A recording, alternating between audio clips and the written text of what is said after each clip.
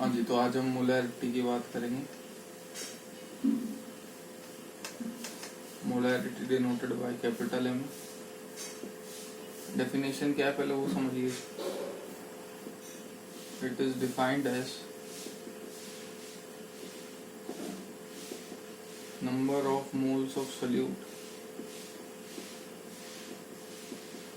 dissolved in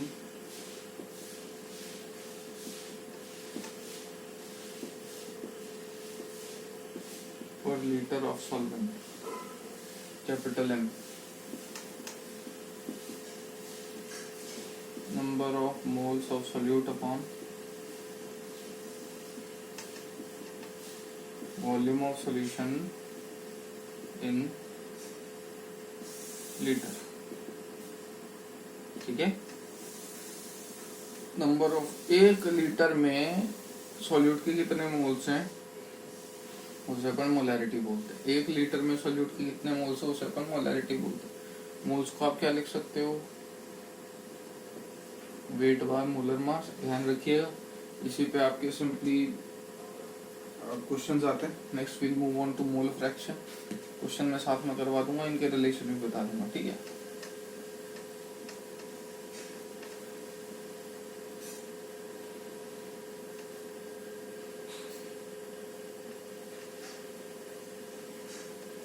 mole fraction को हम जाई से डिनोट करते हैं। It is defined as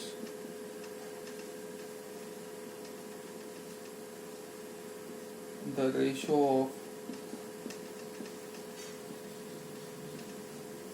moles of substance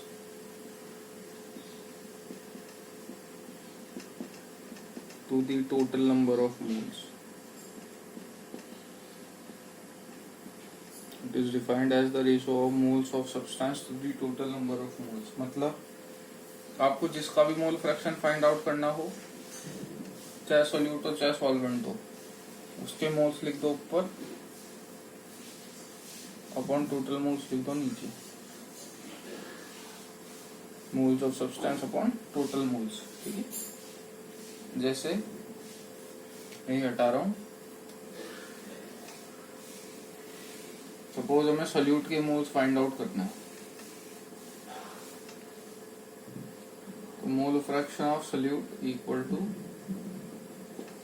moles of solute upon moles of solute plus moles of solvent. ठीक है। वाइस वर्सा केस हो जाता है। Moles of solvent, mole fraction of solvent equal two moles of solvent upon total moles, को तो वही रहेंगे fix. एक बात हमेशा ध्यान रखिएगा, moles of solute plus moles of solvent हमेशा इक्वल टू होते हैं 1। मेरी इच्छा है मैं हमेशा सॉल्वेंट को A और सोल्यूट को B मानता हूँ। आप आपकी मर्जी पड़े वो मान लेना। हो सकता है एनसीईआरटी में उल्टा भी दे रखा हो, वो कोई ऐसा इशू खास है नहीं। ये दोनों का जो ओवरऑल समेशन है वो हमेशा 1 आना चाहिए। अगर एक फाइंड आउट कर लेते हो, चाहे सोल्यूट का फाइंड आउट कर लो चाहे सॉल्वेंट का फाइंड आउट कर लो, उसको 1 में से माइनस कर दो, दूसरा अपने आप आ जाएगा। बार बार ये फॉर्मूला लगाने की जरूरत नहीं। एक आ गया, 1 में से माइनस कर दो, दूसरा आ जाएगा। एक छोटा सा सवाल देख लेते हैं इस पर।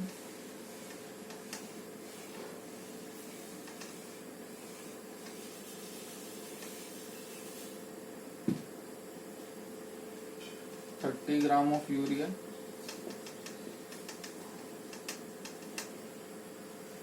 is mixed with 45 gram of water.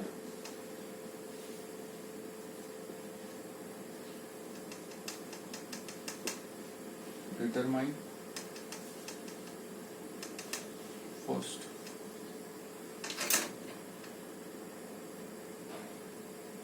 percent weight by weight of urea और दूसरा है mole fraction.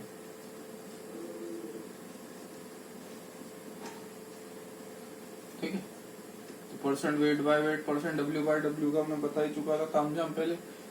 Wait of solute upon weight of solution. तो percent W by W, weight of solute कितना दे रखा है 30 gram, weight of solution solute plus solvent 45 plus 30 75 multiply by 100। क्योंकि यहाँ में वेट ऑफ सोल्यूशन निकाल सकता था इसलिए 75 लिखा है। फालतू बात नहीं है कि आपने तो 100 में बताया था। ठीक, ये आ गया 40%। मोल फ्रैक्शन की बात करें तो यूरिया का फॉर्मूला होता है भैया NH2CONH2। ध्यान रखिएगा, बहुत कॉमन है। यूरिया हो गया, ग्लूकोज हो गया, ये सब बहुत कॉमन है। C6H12O6। मोलर मास होता है 180, डायरेक्ट ध्यान रखना। मोलर मास होता है 60, डायरेक्ट ध्यान रखना। मोल फ्रैक्शन ऑफ यूरिया कितना आएगा?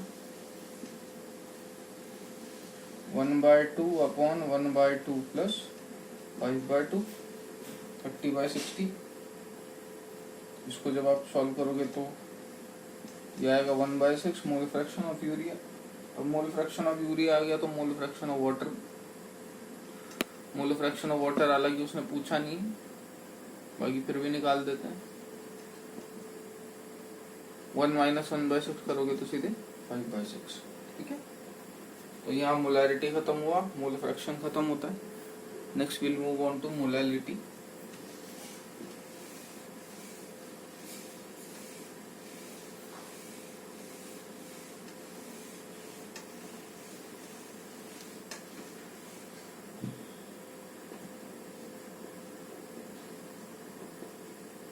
denoted by small m. It is defined as the ratio of number of moles of solute in per kg of solvent। Molality का फॉर्मूला क्या होता है? Number of moles of solute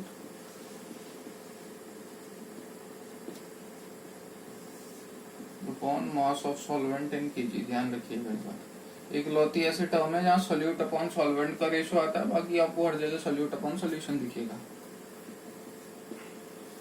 ठीक है, तो यहाँ खत्म होती है कॉन्सेंट्रेशन टर्म। मैं आपको 2-4 शॉर्टकट फॉर्मूले लिखवा देता हूँ।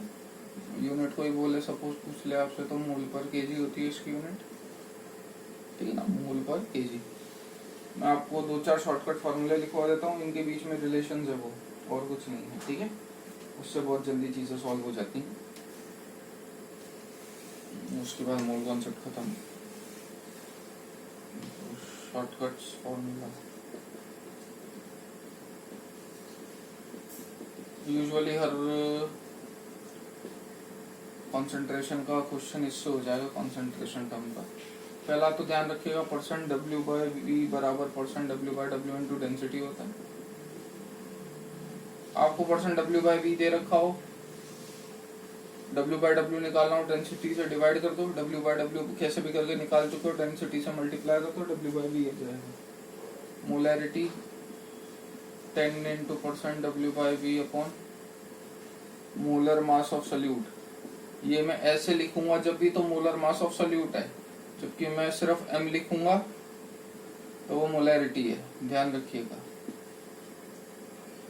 थर्ड, %W/V को मैं %W/W इंटू डेंसिटी लिख सकता था, तो मोलैरिटी और %W/W में भी रिलेशन आ चुका है।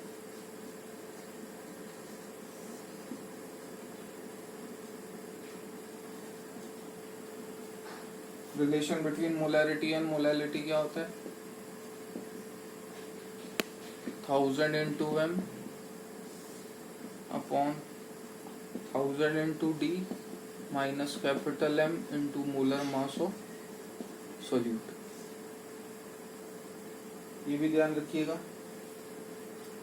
और एक लास्ट है, it is the relation between molality and mole fraction. तो वो होता है small m equal to mole fraction of solute upon mole fraction of solvent multiply by 1000 upon molar mass of solvent. ये कैपिटल M सिंपल जो है वो molarity है, small m ये स्मॉल m है, ये मोलैलिटी है, y मोल फ्रैक्शन है। ये m ऑफ सॉल्वेंट मतलब molar mass of solvent, m of solute मतलब मोलर मास ऑफ सॉल्वेंट। यहाँ आपका कॉन्सेंट्रेशन टर्म खत्म हो चुका है। ये आपको फॉर्मूला लगाने आने चाहिए, ठीक है। चलिए